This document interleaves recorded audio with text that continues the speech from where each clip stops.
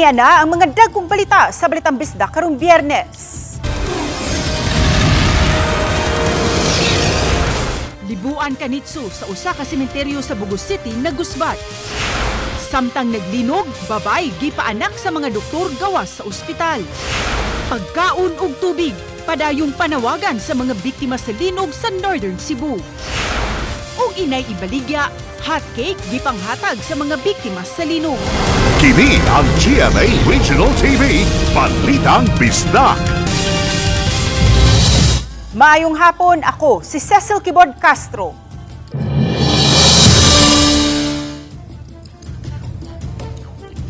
Unsi sa 33 ka mga namatay sa linog sa Bugos City gihaya sa usalang ka lugar. Samtang lakip sa mga grabing nagusbat nga epekto sa kusog nga linog mao ang mga nitso sa usa ka sementeryo sa Bugo. Gikan sa Northern Cebu aniya ang live report ni Fem Marie Dumabok. Fem, kumusta diha sa norte? Ses, di lang ang mga buhi ang grabe na apektuhan sa linog apan lakip na ang mga patay. Natugaw sa ilang malinawon unta nga pagpahuway. Human gitay ug naguba ang pipila ka mga nitso dinhi sa Corazon Cemetery sa Barangay Sambag, Bugo City. Sayo ganihang buntag pipila ang nituyo dinhi sa Corazon Cemetery aron ma-check kung lakip ba sa mga nangaguba ang nitso sa ilang mga gipanglubong nga nangamatay nga minahal sa kinabuhi. Usa na niini si Rosalina Ramos nga nagpapangadji na pod alang sa death anniversary sa iyang igsuong babae. Ilabi na nga nagsingabot ang adlaw sa mga patay. Matud niya nga gahapon pa unta niya gusto nga duawon ang lubong sa iyang igsuon aron masusi. Apan nabisi usab kay grabing apektado ang ilang panimay. Super okay lang pero meron din parang nag-move siya. Pasalamat na lang niya nga gamayng pagpangliki lang ang iyang nabantayan sa nitso sa iyang igsuon. Matod sa caretaker sa Corazon Cemetery nga 50% sa kapin 20,000 ka mga nalubong dinhi ang nangaguba. Usa sa grabing nagwusbat dinhi sa Corazon Cemetery kining susamag apartment type nga bone chamber. Din matod pa man sa caretaker nga kapin sa usa ka libo ka mga tag-iya niini sa mga bukog ang nagkasagul-sagul na tungod sa pagkahunlak ni ining bone chamber. Hinundan usa kini karon sa gikabalak-an usab sa ilang mga tagtungod ilabi na nga nagsiangat ang paggunita sa All Saints Day ug All Souls Day. Mas problema nila kining nitso sa mga bag-ong gilubong kay nakita na gyud ang mga lungon. Ang uban pa niini ang hapit gyud maablihan. Nasa mga patay deo nangguho ng mga kabaong nila. Yeah, marami ba ning problema gani sa among mga kaparian ngay ila maning parokya god. Ang Corazon Cemetery usa ka pribadong samang nga giduma sa San Vicente Fer Parish. Panawagan nila sa mga pamilya sa mga gilubong sa maong samang nga sabton sila kay nagpaabot pa usab sila sa mando gikan sa kaparian. Samtang sa usa ka bakante nga luna sa Sitio Filomena sa Barangay Binabag, giusa nga gibilaran ang 11 ka magparyente ug managsilingan nga nakalas atol sa pagtay-og sa magnitude 6.9 nga linog sa Bugo City. Usa niini ang giisip nga bayani sa iyang pamilya, ang 17 anyos nga si Lady Jane Itang. Iyang naluwas ang iyang mga ginikanan ug tulo ka mga igsuon, lakip na niini ang duha pa ka bulan nga masuso. Matud pa nakagawas na unta kini sa ilang panimay sa dihang naglinog, apan nibalik aron matabangan ang iyang pamilya. Grabing kaguol man ang gibati sa iyang ginikanan sa iyang pagkamatay. Aban dako usab og pasalamat ang iyang inahan ug amahan sa sakripisyo nga gihimo ni Lady Jane. Tinawag kami lahat ng papa niya, yung bibi namin, sabi niya, pa, ma, si bibi, anuhan nyo, dapaan nyo. Tapos dinapaan din kami lahat. Inanon niya kami lahat. Siya, po niya, siya yung natamaan sa ano. Sama sa anak ko na sinakripisyo ng buhay dahil sa kami. Dili usab pa madawat ni Mark ang nahitabo sa duha niya ka anak lalaki nga nag-edad og 10 ug 5 anyos. Wala siya sa ilang panimay atol sa pagtay-og kaya naa sa Cebu City na narbaho.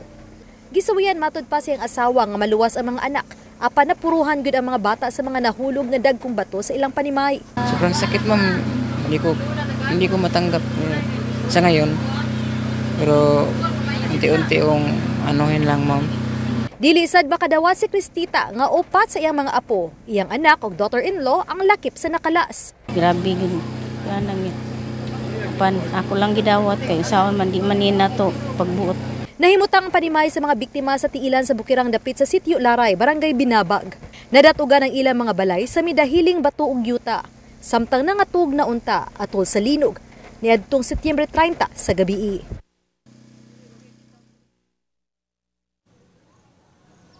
Ses nakadawat man og mga tabang gikan sa gobyerno ug sa mga pribadong individual o grupo apan padayon nilang panawagan sa mga nabiling pamilya sa mga nakalas sa linog nga unta matabangan sila nga makabalhin og laing lugar alang sa sugod nila nga pagbangon. Samtang gikatakdang dungan nga ilubong karong Miyerkules ang 11 ka mga namatay dinhi sa Corazon Cemetery hinungdan nga usa kini karon sa giasikaso sa mga kawani dinhi sa Corazon Cemetery. Ses Dagang salamat, Femari Dumabok. Sa pag-igo sa linog, nahimong lisod alang sa mga responders ug rescuers ang pag-ugkat sa mga natabunan sa mga dagkong bato. Siluan mayroon din sa detalye. Nigamit pa og backhoe ang mga otoridad aron makuha ang tipak sa mga dagkong bato nga mitabon sa pipila ka balay sa Sitio Laray sa Barangay Binabag sa Bugos City. Kini ang eksklusibong kuha sa DPWH Region 7 Equipment Management Division. Nagkalisod sila sa pagsulod sa lugar, ingon man sa retrieval operation sa mga biktima. Yung bahay na una namin patay, bali at na lakba talaga malaki bato. Kung makikita nyo kung papasok kayo sa loob, malaking bato talagang pagka... Engineer, isang pamilya lang ho ito? Isang pamilya, sir. Ilan po yung nakita nyo inabutan ninyong wala ng buhay? Inabutan namin 3 patay. Tapos may ina, 2 anak na lalaki. Yung ama, naunang na-retrieve, patay rin. Ang kabanay sa mga biktima nga si Richard, samdan usa. Yung indoor, ang malaking bato may tama sa ilang balay. Ang lungsod sa Bugo ang epicenter ug nahiagom og grabing kadaot sa 6.9 magnitude nga linog. Anaa sa triage area ang mga pasyente sa Cebu Provincial Hospital sa Bugos City. Mato ni Public Works Secretary Vince Dizon, moabot sa Sugbo ang usa ka team sa DPWH Manila aron mosusi sa structural integrity sa hospital. Grabing nagusbat ang operating room, emergency room ug delivery room. Gimando na sa secretary nga sugda na ang pag-ayos sa hospital. So habang ina-assess, papasok na rin yung mga mag-aayos ng hospital. That is a top priority for us to get the hospital up and running in the next few days. Uban ni Clans Gabutin, Luan Merondina, Balitang Bisdak. Pipila ka adlaw human sa kusog nga linog, padayong nanawagan ug tabang ang mga nabiktima niini. Sagad, wa pagayod makapamauli sa ilang mga panimay. Si Femari Dumabok sa report. Sama na lang niining mga bata nga nagbitbit nining kartolina nga gisuwatan og "We need water and food". Ug sa ilang kilid adunay paskin nga "Happy Tami ngari". Matod sa mga residente sa Barangay Don Gregorio Antigua sa lungsod sa Bourbon, nga wa gyud mga tabang nga mihapit sa ilang dapit. Ug sa taon to nga mga malum kasing-kasing tabangin taon mi kay lisod gyud kaayo. Hapita mi diri sa kuan di pa umabot sa Bugo, hapita in taon mi diri sa may manay uli. Barangay Don Gregorio Antigua, Bourbon, Cebu. Daghan kay ming nagkinahanglan sa inyong tabang. Tungod kay guba ang saga sa 30 ka mga panimay ug kahadlok sa uban tungod kay kanunay hinilang nabatyagan nga mga aftershock. Nakahukom kining dulan sa 50 ka pamilyahan nga kasamtangan lang unang mipahiluna dinhi sa may basketball court. Samtang problema nila ang aga sa tubig. Kay usa ka minuto lang ang agaas niini sa usa ka adlaw. Problema usab gyud nila ang pagkaon. Hinungdan nga nagbayanihan sila nga managsilingan. Magtampo-tampo sa ilang mga utanon aron maoy maluto nga makaon. Si Manang Pedro sa Arminion maoy gisangunan sa pagluto sa ilang paniudto. Pasado na alauna karong hapon. Puso sa saging nga iyang sabawon aron kini modaghan og masawhan sa kadaghanan. Susama usab ang sitwasyon sa kadalanan nga maagian padung sa Bugos City ug sa lungsod sa Medellin, ilabi na sa mga sulunon nga dapit. Sagad sa mga biktima sa linog anaa na lang daplin sa daan samtang uban mamara kay mangayo og tubig ug pagkaon. Sama sa mga mulupyo sa barangay Lamitak Sur sa lungsod sa Medellin, din pipila sa mga balay ang nagusbat, napatumbag yun sa linog bisan ang mga konkretong panimay. Hinungdan nga duha ka manag-agaw nga senior citizen ang namatay gyud. Kay wa nay panimay, mga 50 metros pa ang gilayon gikan sa ilang panimay gihimo ang haya. Ug sa gawas pa sa kapilya. Tungod sa kahadlok nga mahagba usab ang kapilya, kay aduna na usab kini pagpangliki. Usawa nga, nagkuhan ka din taon sila sa linog. Dawato na lang namo, kay kuan man. Kumay ilang kuan. Anak lang siguro, kay taon sila kuto. Naguba usab ang tunghaan sa maong dapi. Halos tanang classroom apektado sa linog. Taliwala sa mga panawagan sa tabang. Ana usab mga nagpakabana nga grupo. Og mga tao nga nanghatag og mga bottled water ug mga pagkaon. Marie Dumabok. Balitang Bisdak. Gipatuman sa Department of Trade and Industry ang 60-day price freeze sa mga basic goods ug prime commodities sa tibuok Subo nga gipaubos sa state of calamity. Subay kini sa pagtayog sa 6.9 magnitude nga linog. Sugod kagahapon October 1 hangtod November 30, gipugnan ang mga negosyante nga magpaburot sa presyo sa ilang mga produkto. Samtang nagpatuman usab og price freeze ang Department of Energy sa LPG ug kerosene para sa Cebu Province. Subay kini sa kamanduan ni Presidente Bongbong Marcos Jr. nga tabangan ang mga apektado sa linog. Kini ang GMA Regional TV, Balitang Bisdak.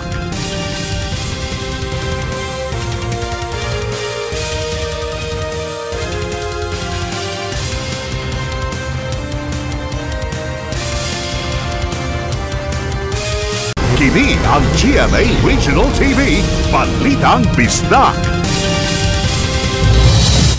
May abot hangtod sa langit ang pasalamat sa 19 anyos nga inahan ngadto sa mga doktor nga nagpaanak kaniya gawa sa Cebu City Medical Center human tay-uga ang sugbo sa magnitude 6.9 nga linog. Ani ang report ni Alan Domingo. Tungod sa kakusog sa pagtayog sa 6.9 magnitude nga linog gipagawas ang tanang mga pasyente sa Cebu City Medical Center.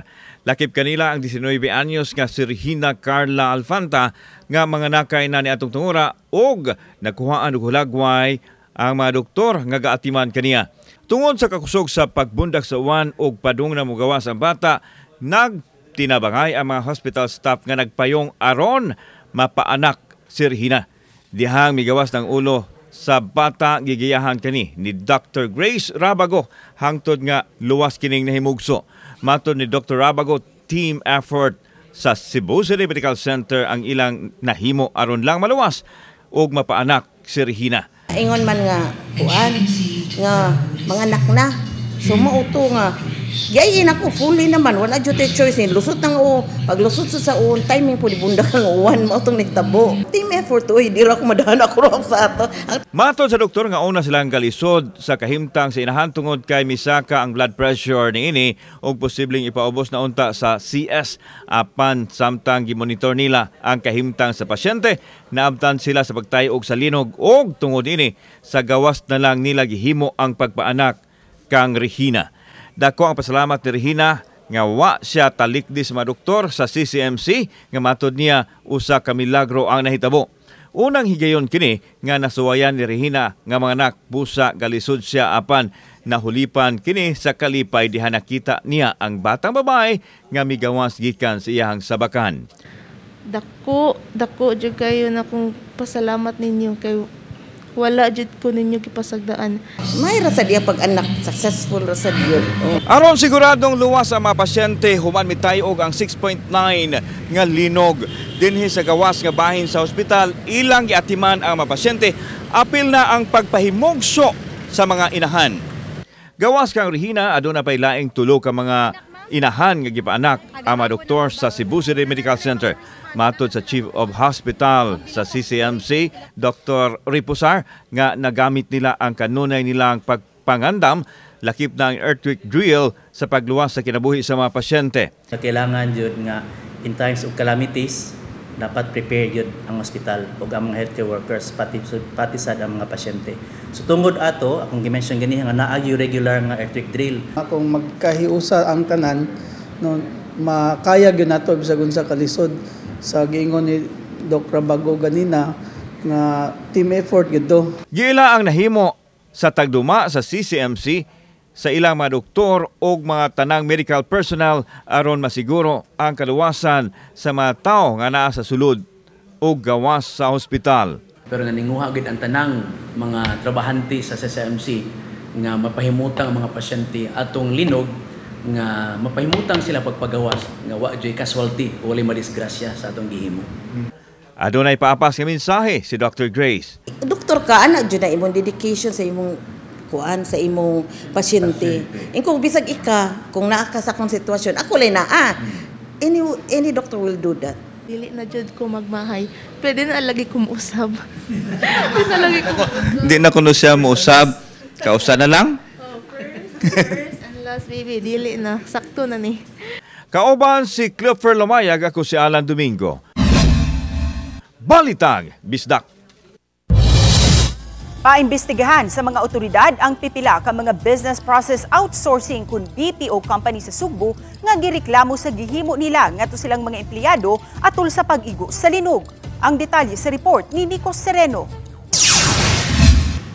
Sa social media, nangayog impormasyon si Cebu City Vice Mayor Tomas Osmeña sa gihimo sa pipila ka BPO companies dihang miigo ang kusog nga linog. Gipost niya ang chat sa usa ka TL o team leader nga pabalikon dayon ang iyang mga sakop sa trabaho kay kun muuli gani ikonsidera sila nga maawol o absent without official leave. Bisaad ang busy mayor nga susihon kini ug andam siya mismo mo file og complaint atubangan sa Department of Labor and Employment. Matud sa grupong BPO Industry Employees Network kun Bien Cebu, daghang reklamo sila nga nadawat dinhi sa Metro Cebu pagkahitabo sa linog. Ang pinakagrabe yung kaso nga nadawat namo ay kasong samtang naglinog kay gipatikya pa sila og call sa usa ka BPO company ug lain pa na pagbakwit sa mga employees kay gi-blockingan or gialihan ang ilahang exit silang office. Ang uban pa ani kay mga pag-threaten sa mga employees nga mo-assert sila katungod nga mo refuse to unsafe work ka i-threaten sila with notice to explain. Kagahapon mi file og complaint ang Bien Cebu didto sa Dole. Kay para namo manggod kay dili siya pwede nga business as usual lang nga dapat ang untang gibuhat sa mga companies kay gi-ensure ang welfare and safety sa mga empleyado nila, but beyond the responsibility of these companies involved kay ang responsibility pud unta sa government kay mo act decisively panahon sa usa ka emergency situation. Sa interview kagahapon dito sa Bugo City, matud sa Regional Director sa Dole 7, andam sila nga mo imbestigar sa mga insidente. Kung mo bisita man ang atong mga kaigsuonan nga BPO workers aron nga pagyagyag sa ilang reklamo, unya right there and there ato po nang ipatawag ang management no aron nga mabawan po nato ang ilang habig. Gipahinumdum sa Dole ang unod sa ilang labor advisory. Tanang kalamidad, bagyo man, dinog, dili pwede nga mapugos ang atong mga empleyado pag-report nga to silang itrabuan, labi na kung doon nag imminent danger sa ilang life, sa ilang kinabuhi. So dili na siya pwede himuong ground for disciplinary action. Dili pwede nga suspensohon, dili pwede nga i-terminate tungod kay wala mo sulod. Nico Sereno, Balitang Bisdak. Nagpahigayon og donation drive alang sa mga pets ang mga veterinary medical students dinhi sa Cebu City aron itabang sa mga binuhi nga iro ug iring sa lugar nga naapektuhan sa linog. Nagkinahanglan sila og first aid kits, veterinary emergency drugs, pet food sa mga iro ug iring, limpyo nga tubig, relief goods sa mga pet owners, sleeping mats, tents ug mga PC. Sa mga gustong mudonar, mamahimong mo kontak sa 0919-094-4081 ug 0915-335-4744. Kini ang GMA Regional TV, Balitang Bisdak.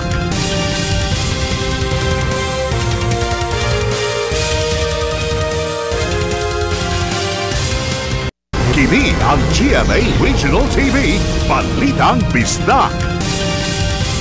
Pag-ampo alang sa mga magtutudlo, tinubdan sa tanang kaalam ug labing makinaadmanon sa tanan.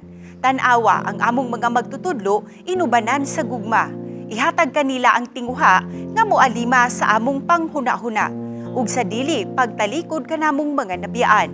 Panalangini ang ilang pagbati aron sila magmaya sa among kalampusan ug mudasig kanunay kanamo panahon sa among kapakyasan. Ihatag kanila ang taas nga pasensya tungod kay dili sayon ang dalan sa kahibaw. Padilaaba ang ilang kadasig kay kini ang magtukmod kanamo sa gugma sa pagkat-on. Tabangi sila nga makakita sa katakos sa matag tinun-an. Ang ilang pagsalig sa amua makahatag namo kadasig nga labaw pa sa grado nga among makuha. Isilsil sa tag sa nila ang panaad nga padayong magkat-on. Nagpakita kini nga di angayang kahadlukan ang bag-ong kahibaw ug kasinatian. Dasigi sila nga maglantaw sa kaugmaon kay sila makaimpluwensya sa kadako sa among kaugalingong pangandoy. Panalangini ang among mga magtutudlo nga nag-una kanamo tungod kay ang ilang kahago among napahimuslan hangtod karon. Ang kahayag sa imong panag-ingnan mudan ang unta sa tanang magtutudlo. Aron mo lambo, pinaagi sa ilang mga pulong nga maghigugma, uban sa ilang panghuna-huna, nga mopaambit ni ini uban ang timos nilang gugma. Amen.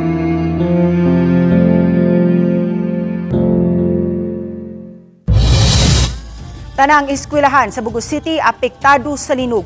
Matud sa tigpamaba sa Bugos City DepEd Division nga tanang 38 ka mga eskwelahan sa Dakbayan ang adunay danyos nunod sa magnitude 6.9 nga linog. Usa ka maestra ang namatay atul sa linog. Ug aron di mahunong ang pagkat-on sa mga tinun-an, alternative learning system o modular learning ang gipatuman. Sugod karong adlaw gi-distribute ang mga modules sa Bugos Central 1 Elementary School nga maoy gihimo nga command center. Apan di hinuon kini ipamugos sa mga tinun-an, ilabi na nga traumatized pa sa mga panghitabo. Giklaro ni DepEd 7 Director nga sa sunod semana, mga engineer na gayud sa DepEd gikan sa nakalain-laing rehiyon ang mutabang sa himuong inspeksyon sa mga eskwelahan sa Northern Cebu. Ang ilang report ang basihan sa pagpangayo og pondo para sa pagpatukod og temporary learning center. Sa inisyal nga natala sa DepEd, anaa sa 7,500 ka mga classroom ang naguba. Diin 19,000 ka mga tinun-an ang apektado. Ongoing assessment sa mga school and we really prioritize safety. So that's the instruction of PBBM and Secretary Sani, ang safety gud sa itong mga kabataan. So we shifted to EDM and modular ang ato ang gi-implement karon. Pero yung initial report nila is for visual assessment lang ba? At assessment ang mga school heads, so hindi masyadong technical yung assessment nila. Kaya sa initial report nila, may dalawang schools kami na declared sa as per principal lang is totally damaged daw. Yung sa Cumbado Elementary School at sa Binabag Elementary School. Sa Bugos City, na-retrieve na sa mga otoridad ang patayng lawas sa inahan ug sa anak ni ini nga na-missing sa linog. Kuha kini sa usa ka BFP personnel sa balay sa Barangay Gairan, diin nakuha ang ilang lawas niadtong Miyerkules sa gabi. Nagtambayayog ang mga personnel aron makuha ang mga biktima. Nadiskubihan ang lawas sa batang lalaki nga naghayang, samtang nagpub ang mama ni ini. Gituhuang giproteksyonan ni ini ang iyang anak. Nataud-tauran ang pagkuha sa mga lawas, human gilocate pa kini ug lisod ang pag-clear sa semento nga nahagsa. Matud sa usa ka bombero nga kauban sa maong operasyon, dili kalikayan nga maemosyonal sila nga magtan-aw sa mga panghitabo sa mama ug anak atul sa pag-igo sa linog. Digid mo nga di ka kakuan samot nga bata no na isip amahan pod makita nato nang ina na sitwasyon sa bata. Dili kalikay nga makatula-tuluha.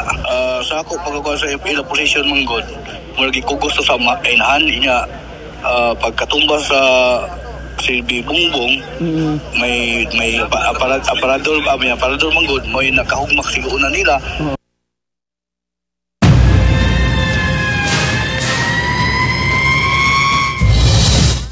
Siyam ka mga panimay ang apektado sa sunog sa sitio Matabang Barangay Marigondon, Lapu-Lapu City, pasado alas 10 kagdang buntag.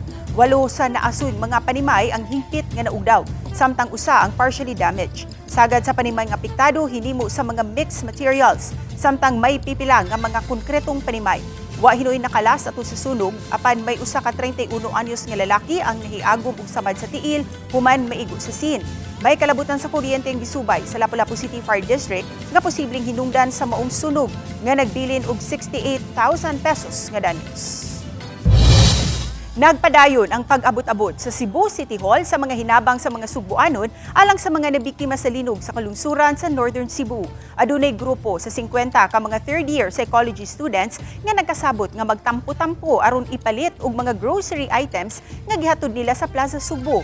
Ilang bana-bana nga mo kantidad sa 10,000 pesos ang ilang natampo aron mapalit og mga bottled water ug ubang mga food packs nga ilang halad alang sa mga nabiktima sa linog. Gawa sa mga bottled water ug mga grocery items, may mga tao usab nga mihatod og cash donations. Tanang nadawat nga donasyon, gihatagan og acknowledgement receipt, samtang official receipt usab alang sa mga nadawat nga cash donations. Daan ang gipahibaw ni Mayor Nestor Archival nga ang cash donations nga mahipo sa Dakbayan sa Sugbo, bugtian og kantidad sa kagamhanan sa Dakbayan nga maoy itunol sa mga dapit nga apektado sa linog. Nasigpatan sa mga residente sa Barangay Manyo, San Remigio, Cebu ang usa ka sinkhole. Mitumaw kini human sa pagtayog sa magnitude 6.9 nga linog ni atong September 30. Padayong gimonitor sa mga otoridad ang sitwasyon sa mga lugar nga apektado sa linog. Isip abag sa panginahanglan og dugo sa mga pasyenteng naangol atol sa 6.9 magnitude nga linog sa Bugos City, Lapu-Lapu City Government mipasiugda og bloodletting activity. Gihimo kini sa Hoops Dome karong adlaw gikan sa alas 8 sa buntag hangtod alas 5 sa hapon. Alas 3 karong hapon miabot na sa 210 ang malampusong nakadunar. Gilangkuban kini sa delivery riders, urban poor groups ug katong mga sakop sa uniform service.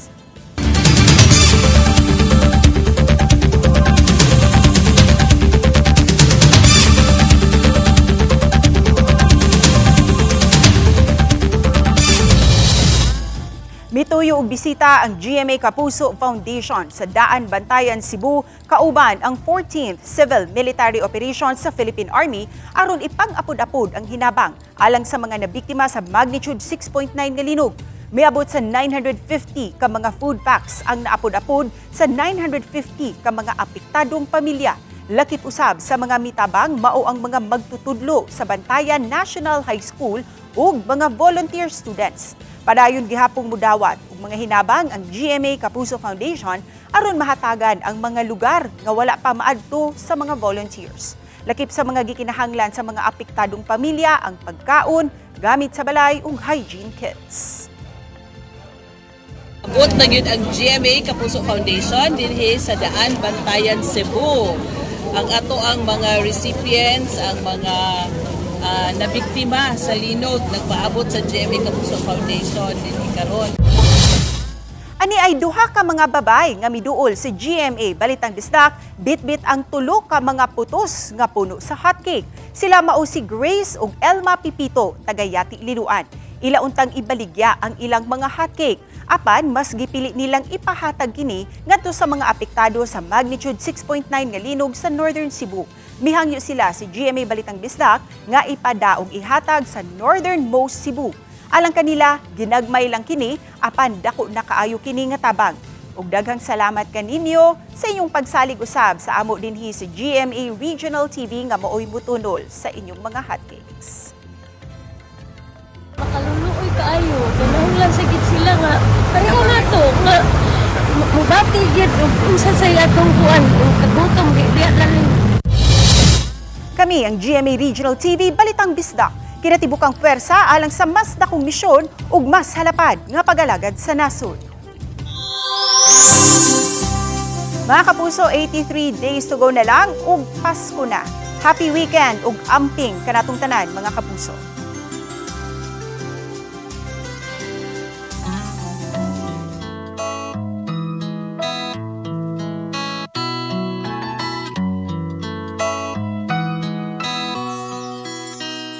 Ilugmok man tayo ng bagong pagsubok, mga puso natin di mapapagod. Abutin ng kamay na handang tumamay, mga puso natin di mapapagod. Nasa puso ng bawat Pilipino pagmamahal sa kapwa at serbisyong totoo. Isang bayan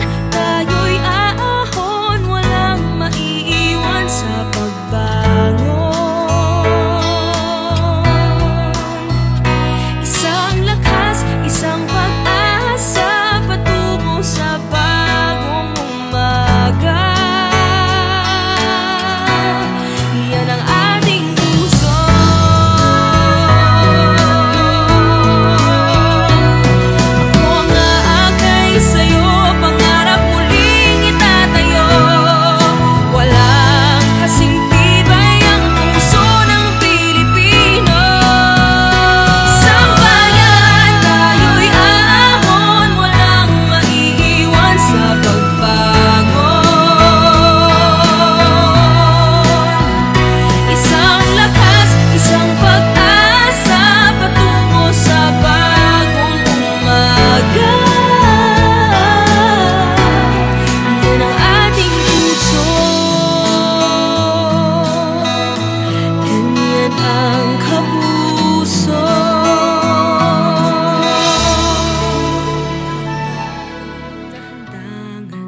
Tumamay mga puso na di mapapagod. Nasa puso ng bawat Pilipino, pagmamahal sa kapwa at serbisyong totoo. Isang bayan